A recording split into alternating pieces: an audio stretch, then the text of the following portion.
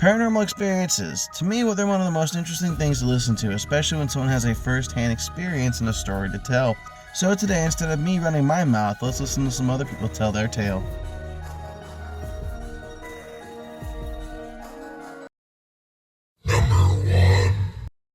One of the scariest things that ever happened to me while babysitting, story time. Now, I was 15. I've been babysitting for a few years at this point, so I had a lot of experience with kids. They love me. Well, a family friend asked if I would go babysit their 7-year-old son for a couple of days while they went out of town to Myrtle Beach, so I said sure, that was great money for me. So the parents put their bags in the car. They showed me where everything is. Now, his mom made it clear to me that he has a very active imagination and that because his daddy let him watch horror movies the week prior, he's been having nightmares and making things up, saying that he's been seeing stuff around the house that's not there. So they get their stuff in the car, they give their son a kiss, and they leave. So I'm flipping through all the satellite channels, checking out different shows, eating popcorn, little boy's playing with his toys, drinking his little juicy juice, and we're just having a good time. So I go in the kitchen to put a frozen pizza in the oven, and all of a sudden, this little boy comes flying out the living room, running up to me, and then wraps around my leg, just looking in the living room and then looking at me, back and forth. I said, "Damn, son, are you okay? What happened?" He said, "She's in there, she's in there." I said, "Who's in there?" He said, "Her," but I didn't see nothing. And before I can push him any further, he walks over and sits in front of the TV and starts ignoring me. We're sitting on the couch watching TV, and their couch was in the middle of the room, so you could walk around it. Well, this little boy starts looking behind the couch and then back at the TV. So I start looking back behind us. It's like a natural reaction when you see somebody else doing that, you start doing it. The more he did this, the more I felt like somebody was standing behind us, but I don't see anything. So I get up and walk across the room, and from there I can see the hallway,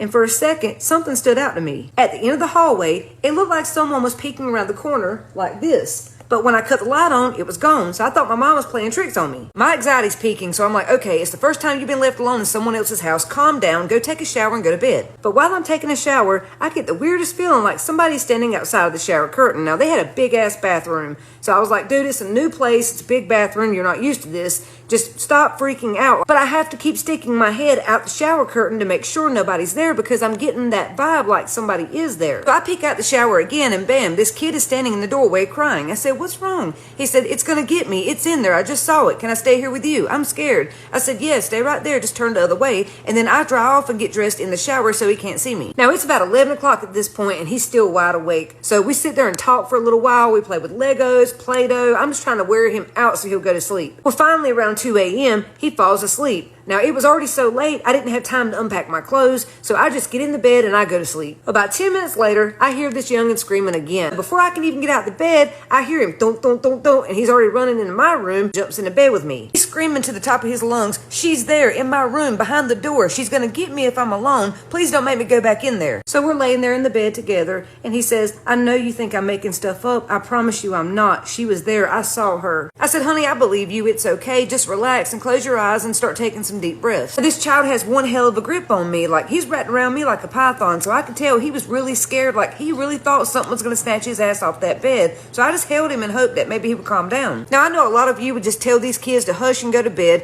but I'm not like that. I went through the same thing as a child. I would see things that were not there, and nobody else believed me. So I wanted him to know that I believed him and I was protecting him. So I reach over to the nightstand and I tapped that old school touch lamp 3 times and put it on the brightest setting so it lit up the room. That way we would feel more safer and we'd get some sleep. Then I start hearing some distant thunder, and then it starts pouring rain. I think, oh, well, that sounds relaxing. So because of that storm, my ass knocked out. I was doing some good sleeping until about 30-40 minutes later. That was when I abruptly woke up to the bed shaking. It felt like a small tremor, like a little earthquake. So I'm trying to get my eyes adjusted and wake up and figure out, why is the bed shaking? Apparently the storm knocked the power out because it was pitch black dark in that room, and the only time I could see anything was when the lightning struck. Well, once my head gets adjusted, I start hearing a noise like chattering of teeth. I'm laying there trying to figure out what the hell is that noise and what is shaking the bed. And that's when I look over and I see the little boy is sitting up on the other side of the bed with his hands holding the cover, and it's him shaking the bed. He's shaking that hard. And that chattering sound I heard was coming from his teeth. He was sitting here holding the covers with his eyes wide open and going,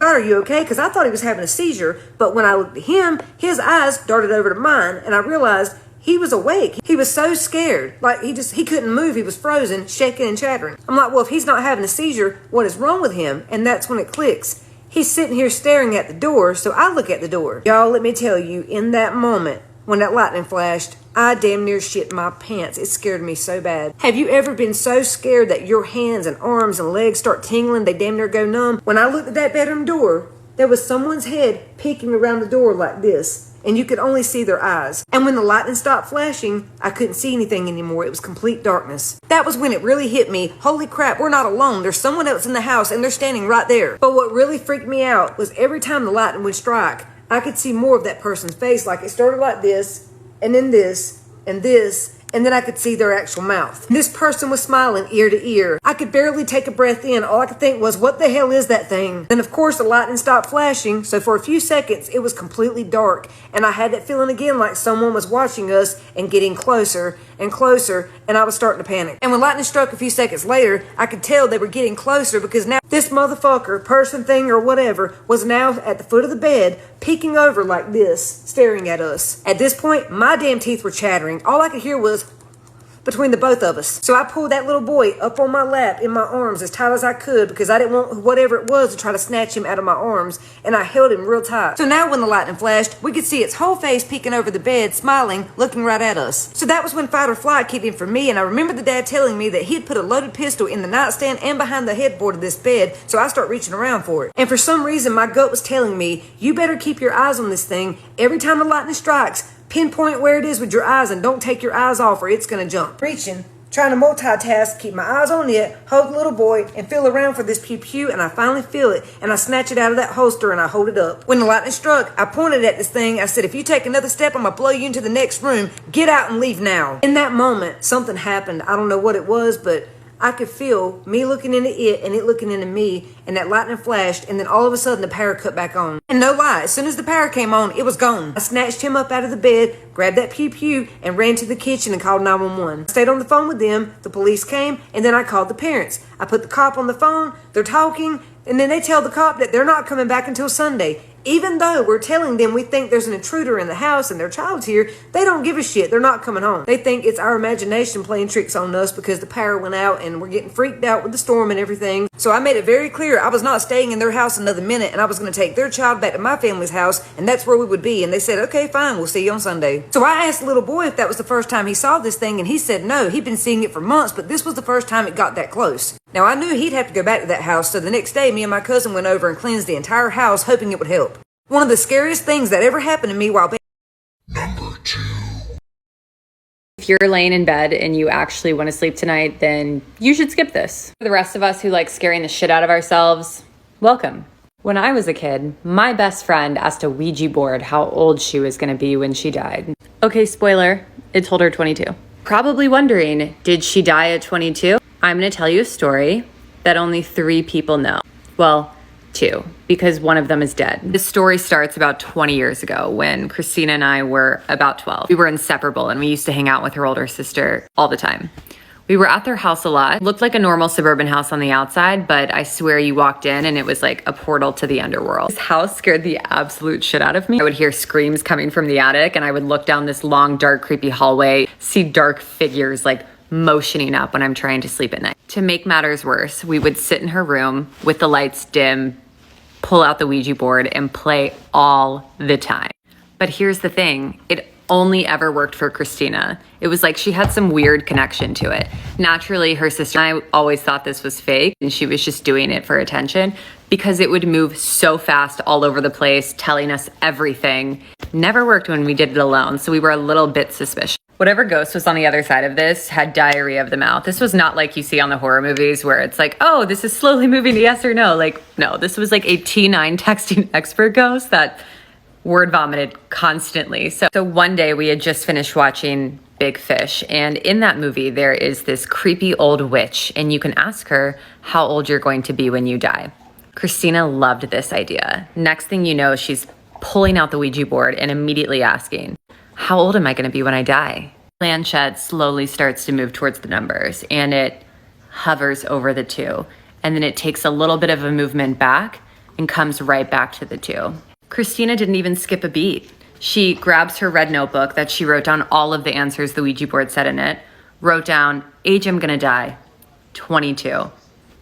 Completely calm. Little did we know, something was set in motion and some weird shit started happening for the next 10 years.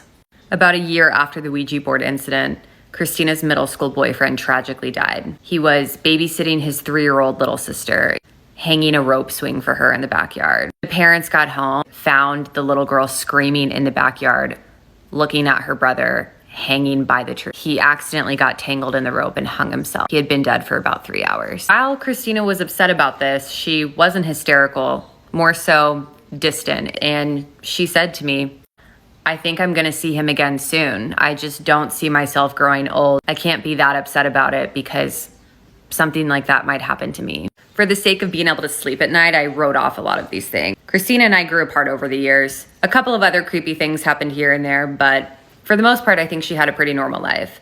She got a job, got a fiance, seemed pretty happy from what I could tell. So now we're about 21 and Christina's wedding is coming up. I didn't go to the wedding, but I saw this footage later. Christina's standing at the altar, all smiles, having just been married, trying to take photos with her family. Softly in the background, you hear a little girl singing the Itsy Bitsy Spider. Christina yells super loudly, Kenna, it's time to take photos. And the camera just slowly pans left. And then you get a great view of this beautiful little flower girl sitting in a pew, holding a Bible upside down, singing the Itsy Bitsy Spider. She shuts the Bible, takes a couple of steps towards the aisle, and slowly walks forward. I shit you not, this 3-year-old looks up at this bride and says, Christina, are you gonna die soon? Freaked out when she heard this, which would be a normal response, but I heard her talk about death so many times as a teenager and just how it didn't faze her that it was a little bit odd to hear her talking about it like this. I really think it's because she was 5 months pregnant. Things had changed for her. About a year after the wedding, Christina was at a cabin with her family in the mountains, having some celebration. Everyone was there, including her newborn son. It seemed like one of those days where nothing could go wrong. Her family always had a 4-wheeler that we would take around the mountains and have a really good time on. At some point in the afternoon, her and a friend decided to take it out for a ride. But that day, something was different. As they rode through the trails, everything seemed all right until Christina screamed, "The brakes aren't working." They flew off of a cliff. Both of them were rushed to the hospital. Christina didn't make it. She died on the way there. 22. I work in hospice. Spirits are real. I'm sorry. Ghosts are real. I'm gonna be the first one to tell you. One time I'm in this room on my own and I'm cleaning this body to be bagged. I'm the only one in there, right? I'm by the body. The bathroom call light starts going off, like ringing. And I'm like, so I walk in there, press the little button, turn it off. Walk back out there, starts going off again. I walk back in there, turn it off. I walk back out to the body and the call light that's like next to her is buzzing, like it's making a buzzing noise. They don't do that. They don't make that noise. I was like, bitch, the fuck? The time this girl that I work with was holding this patient's hand as they passed. And then when they like closed their eyes, passed, took their last breath, she looks up at the light starts flickering. Like immediately after the patient passed, light starts flickering. It don't do that. It don't work like that. Something was there. Not hospice, but I had this confused patient once, and he did not remember what he said 3 seconds ago. Like he was not talking about the same stuff all day. He was super confused, right? 3 separate times throughout the day, he looks at me and asks me about the lady with long black hair standing behind me and not smiling. What the fuck do you mean? The lady with long black hair standing behind me and not smiling? Spirits are real. Hopefully these folks' tales of terror entertained you. If you did like today's content, let me know in a comment down below. It helps me kind of understand what to create next. Either way, whatever you do, just know I appreciate your viewership. But if you felt like it, clicking some of the buttons like, comment, share, subscribe, all that stuff's great for the algorithm and helps the channel. But regardless, I'll scare you in the next one.